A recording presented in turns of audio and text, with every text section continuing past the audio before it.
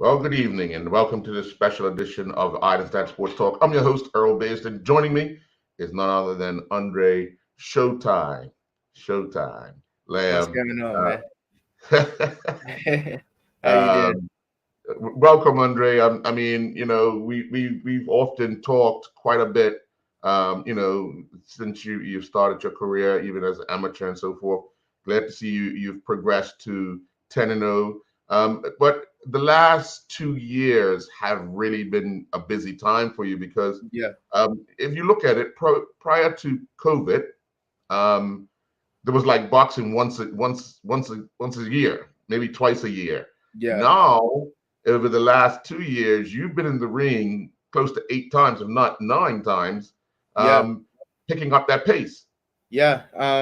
Yeah. I mean, you could say 9 times because like one of my fights was at the end of a year, and then like I went straight back in January and just continuously after that. So I haven't taken any breaks since.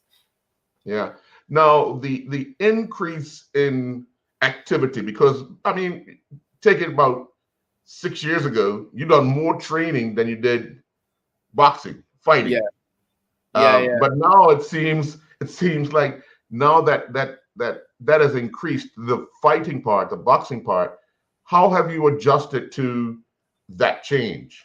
It's been a learning experience. You know, and to speak on like how many fights have been happening, at the time like I was on the undercard, so I wasn't able to host my own cards, so the amount of fights that were happening, I had no control of. Now that I'm like one of the headliners, and when I say that I want to fight, it's gonna be a fight. So it gives these kids an opportunity to fight, so that's why it's way more fights. But yeah, like I said, it's a learning experience. It plays a big toll on my body and stuff like that.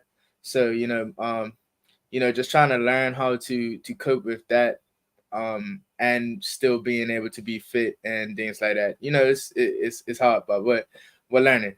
I'm not perfect, so we're figuring things out. But we're getting there now. Yeah, yeah. How much time do you spend watching not just your fights, but boxing in general? Truthfully, when I was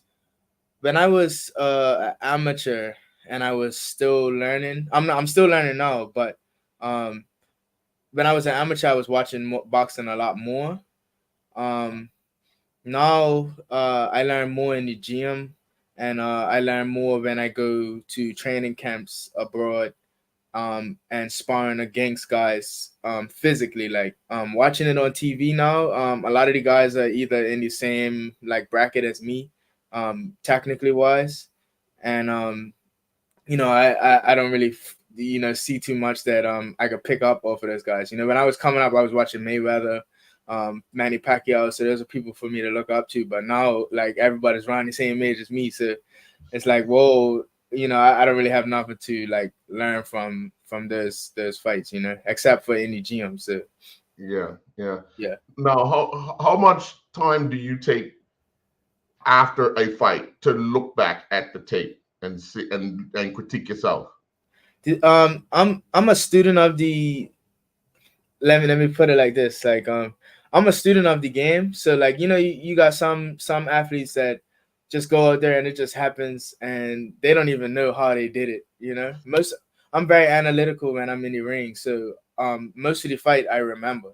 I don't even have to go back and see the tape for most of it, unless me and my coach are deliberating about something and I'm like, let's go back to the tape and let me show you, or he'll say, let's go back to the tape. Right. I usually probably watch my fights maybe like 2 or 3 times, at 3 times at most.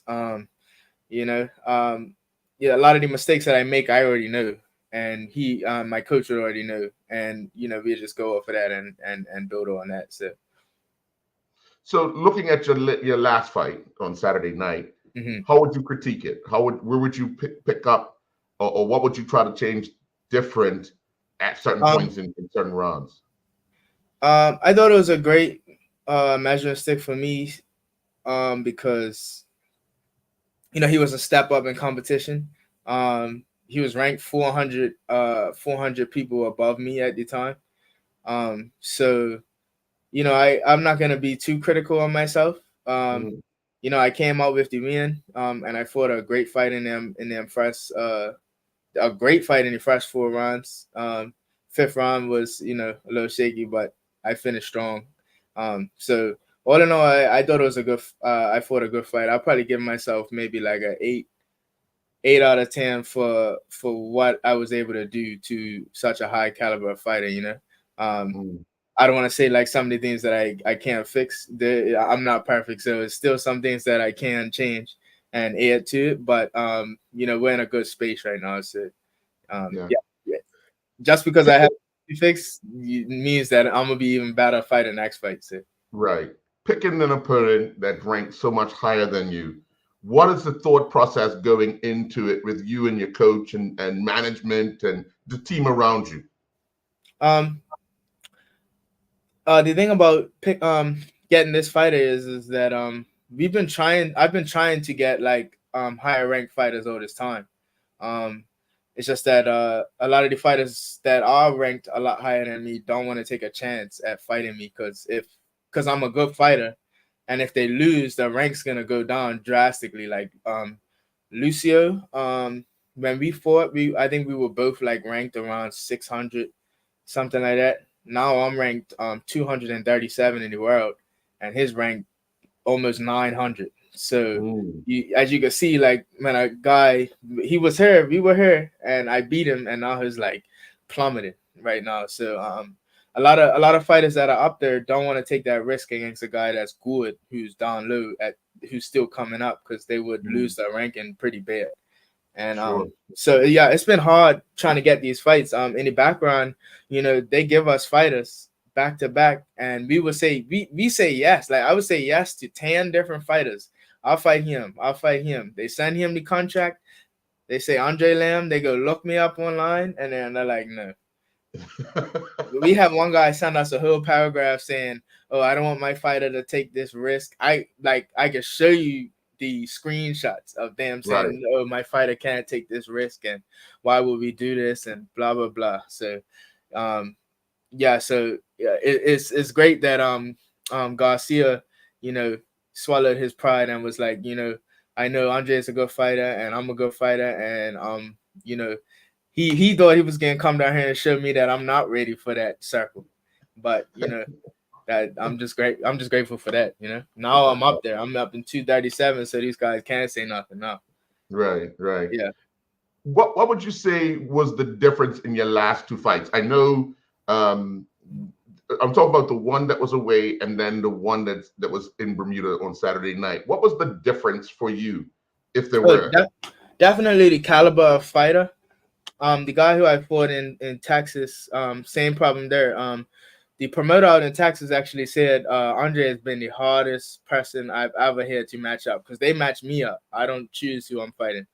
They Okay, they chose a ton of guys that were undefeated, and they all of them kept saying no. And I'm coming to you, so like I don't understand it. But right. yeah, I ended up fighting I can't remember his name. His nickname was D Smooth or something like that. And Mhm. he was a journeyman. He had 3 wins and a lot of losses.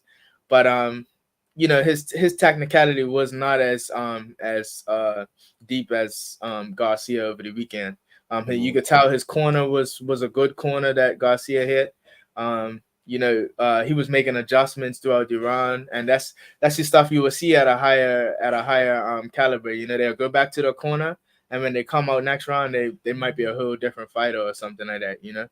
So just the caliber that they were at, Mm. showed a difference. So, but I'm glad I was able to overcome that and show you Sure, guys that sure. I can compete at that level. Yeah, without giving up too much secrets, what's the thought process of when you want to enter the ring? Music, the display, everything that you do. How do you come up with the concept? I mean, Saturday night you had scramblers, so um, I mean, my main thing has been to like showcase a lot of Bermuda's talents outside of just boxing. Mhm. I'm a boxer, but like I'm not like a a dog, or I'm not Right.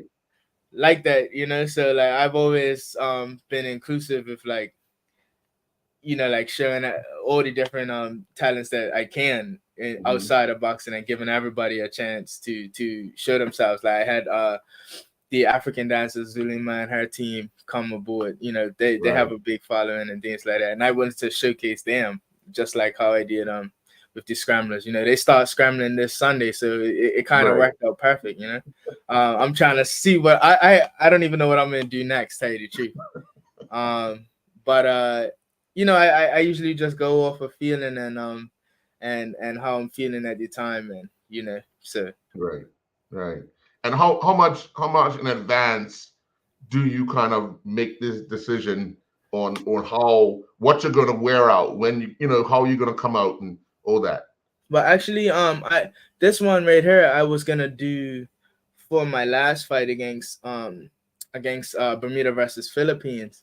But Hmm. as you know, before that fight, uh my mate Marco had passed, so Right. I had scratched the scramblers, everything, and Ah. I came out with the PAC jersey on, and Right. did a tribute to Marco at that time. So I already had it planned, but yeah, I had canceled it. So Mm. I was like, well, let me bring these guys back and give them the shot again to Right. Right. Right. and also I brought out the little kids because I was adamant about having the kids there as well, like the young kids, because that's something they're always gonna remember. Right. Right. Definitely. Definitely. And obviously today the police have made another appeal in Yeah, Marcus and I case. just saw Um, that before we came on here. Yeah, that they're making some headway as well, so I'm pretty happy about that. Yeah, yeah. I mean, it's never too late to come forward. If just we Yeah, need somebody. We need somebody. Definitely need yeah. somebody. Yeah, yeah. But looking at the year that you've had this particular year, um, if there was anything you could change, what would that be? It wouldn't. I wouldn't really change anything. Mhm. Now I did miss weight twice this year. Um, but what I got out of missing weight is new learned experiences through that. You Mhm. know, um, I got a new coach on my team, Chuck Morgan, who's really good at uh nutrition and things like that. He let me know that I was still eating the right foods. It's just that I wasn't eating it in the right combination that Ah, works for me, and right, how much training I put in, because I train a lot. So he wanted to make sure that I was getting the right nutrition and things like that that would work for me. And if you've seen like the struggles that I've been having now, it's because mhm, like I've amped my training up. I'm fighting more rounds. I'm fighting tougher competition. It was easy to do that when it was easy to do all this stuff when I was fighting 4 rounds. I could just hop up. I could do 4 rounds in my sleep. I right, could cut weight, go fight, and by the time I get to the fourth round, I could be totally tired, but I ain't got no more rounds, so it doesn't matter. Now right, I'm fighting more rounds, so I have to train harder. I gotta train more. Um, so all that stuff was just playing a toll on my body, which is what added to me not making weight. It right. was a lot going on with me at the time. So just trying to figure out those things. And yeah, so long story short, when I missed weight, that kind of helped me realize like some things that I needed to fix to be able to do better, and it worked out. So Sure, sure. Now I'm sitting here and I'm looking at you and I'm saying it's very rare do you get many boxers. Well, when we watch boxing a lot on television, I'm actually in Chile, was watching boxing here. Not many boxers have facial hair. but that was actually before.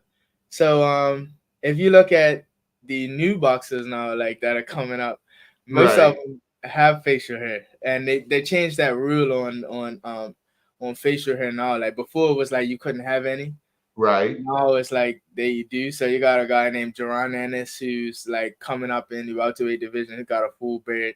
right. Tank Davis is growing out his. Yeah, You know, what's his name? Tyson Fury had it for one fight, I think, right. before, and Yeah, and Anthony Joshua said, yeah, it's changing. It's a new wave coming. So we'll see. Now, I mean, obviously, you've now put on this display and shown your power. You've already talked about, the guys above you not wanting to take that chance, but how forceful do you have to be to force these guys to fight, in the coming year? Because obviously now that you're 237th, they have to kind Yeah, of say, yeah, I have to fight this guy. yeah. The great thing about what happened on Saturday is that now I get to be a little bit more. I get to dictate my career a little bit better now. You know, it's like I didn't even really like try too hard to like push for those guys at the time, because it would look kind of silly, me down way down on the rankings trying to call out Mr. Top Dog at the top, and they're like, well, who's this guy? Like they wouldn't even, they would just swipe across the desk like this is ridiculous. So now, like, when I send a portfolio with what I have, they can look at it and say, okay, well, this is somebody that's actually credible, and they will take a look at my record and things that I've done. I've defended the ABO twice now, so that looks good on my resume and things like that. So yeah, next year we're setting out a plan for even bigger things than this, and we're in the right position right now. So we're almost there. Everybody just got to be patient. Almost there. It's just like the fight. You have to set things up, and it takes a little while to set it up, Yeah, doesn't it? yeah, it takes, especially in boxing. Boxing is a lot. It's a lot that goes behind the scenes to just get there. It's not one tournament you could just go fight in and then you're there. It takes time and effort, and the right pieces are got to be put in place. Yeah. What advice do you have for young boxers? I mean, they had their chance to be on display, and they get a chance to be on display, Yeah, before you guys come out and fight and so forth. But what advice would you have for them, in the up and coming, yeah, world of boxing for them? yeah. My main advices for them would be, first of all, train hard and always dedicate yourself to your craft. Hmm. Dedication and persistence always beats any sort of well, what's the word I'm looking for? If you're dedicated to it and you have a regime and stuff like that, that would always beat somebody who's just in it for the fun. Because Hmm. whenever you run out of ideas and stuff, you got to go back to the basics. And then Yeah. secondly, don't follow my mistakes. You look at my career and things that I've may have made mistakes on and things like that, and you know, don't follow my mistakes and be able to build on that. I'm out here in the front trying to give a path for these kids, and they can look at it and be able to do better than I did. So, the next Mm. kid that comes after me, I hope that um, he or she could do better than I'm doing. They could look at my blueprint and say, all right, instead of this little thing, I'm in go left, or I'm gonna go, Mm. this way. Right, right. Talk us a bit about the name Showtime, because obviously it's now known not just in Bermuda, it's known Yeah. around the world. Oh man. I guess for me, Showtime is just like pretty much my alter ego. I'm not like that on a regular basis. Who you see at the weigh-in, who you see at the fight is not who I am all the time. That's just who I have to bring out on the night. You'll see a switch in the change room, like me getting ready, all that stuff. So that's Showtime coming out. But at him, I'm Andre. My wife calls me Andre. I don't get no Showtime at him. Trust me.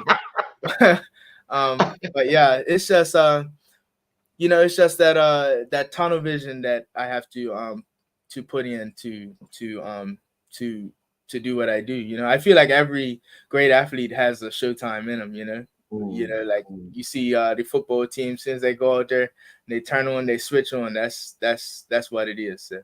Right, right.